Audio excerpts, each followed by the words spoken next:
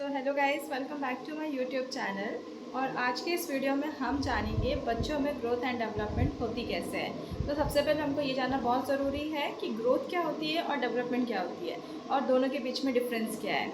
तो सबसे पहले जो ग्रोथ होता है वो इंक्रीज़ इन मास और नंबर ऑफ टिश्यूज़। मीन्स जो टिश्यूज़ होते हैं उसके नंबर या फिर मास में जो इंक्रीमेंट होता है उसे हम ग्रोथ बोलते हैं, और ये एक क्वांटिटेटिव मेजरमेंट होता है।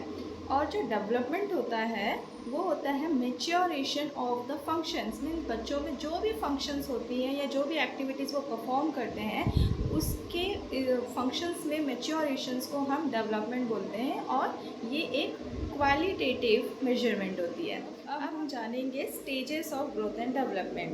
तो दो टाइप के स्टेजेस होते हैं ग्रोथ एंड डेवलपमेंट में। तो सबसे पहला स्टेज है जिसको हम बोलते हैं प्री नेटल पीरियड, और सेकंड स्टेज को हम बोलते हैं postnatal period. Prenatal period हम उसको बोलते हैं जब बेबी का डिलीवरी अभी हुआ नहीं है, वो मदर के वूम में है अभी, तब तक के स्टेज को हम बोलेंगे प्री नेटल पीरियड। और जब बच्चे का डिलीवरी हो जाता है तो उसके बाद का जो ग्रोथ एंड डेवलपमेंट का जो स्टेज होता है उसको हम बोलते हैं पोस्ट नेटल पीरियड। तो प्री नेटल पीरियड जो रहता है उसके अंदर आता है ovum, embryo and foetus. Means जिस दिन फर्टिलाइजेशन होता है एग और स्पर्म का, उस दिन से लेकर के 14th डे तक हम बोलेंगे ओवम, फिर 14th डे से लेकर के 8th वीक तक हम बोलेंगे एम्ब्रियो। अब है फीटल स्टेज। तो हम फीटस तब बोलेंगे जब 8th वीक के बाद से लेकर के जब तक बेबी का डिलीवरी नहीं हो जाता है तब तक के स्टेज को हम फीटस बोलते हैं। अब आता है पोस्ट नेटल पीरियड। तो पोस्ट नेटल जो पीरियड होता है उसमें बहुत सारे स्टेजेस हैं। तो सबसे पहला जो है स्टेज जिसको हम लोग न्यू बॉर्न या न्यूनेट्स बोलते हैं, तो ये हम कब तक बोलते हैं, 1 से first day of the delivery, मतलब बेबी का जब फर्स्ट डे रहता है उस दिन से लेकर के बेबी जब तक 28th डे तक नहीं हो जाता है तब तक के स्टेज को हम बोलेंगे न्यूनेटल पीरियड, या फिर उनको न्यूनेट्स बोलते हैं।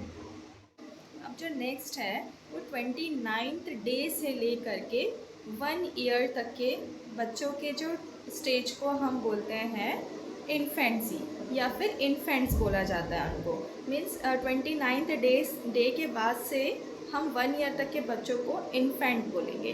फिर 1 ईयर से लेकर के 3 ईयर्स तक के बच्चों को हम टॉडलर बोलते हैं। फिर 3 ईयर्स से लेकर के 6 ईयर्स तक के बच्चों को हम प्री स्कूल गोइंग चिल्ड्रंस बोलते हैं।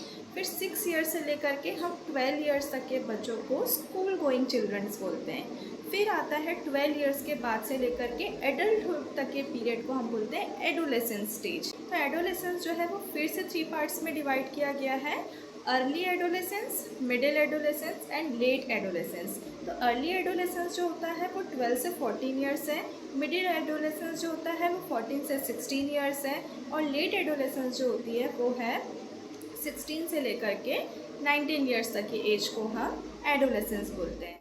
सो आई होप गाइस आपको ये वीडियो बहुत पसंद आया होगा, आपने बहुत अच्छे समझा भी होगा ग्रोथ एंड डेवलपमेंट होता क्या है, दोनों के बीच में डिफरेंस क्या होती है, और स्टेजेस के बारे में भी आपको पता चल गया होगा। अब हम मिलते हैं नेक्स्ट वीडियो में, तब तक के लिए आप इस वीडियो को लाइक करें, शेयर करें और मेरे इस चैनल को सब्सक्राइब करें।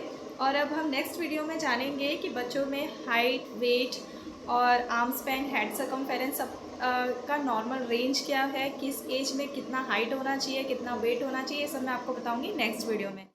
Thank you so much guys, सब मिलते हैं नेक्स्ट वीडियो में। बाय।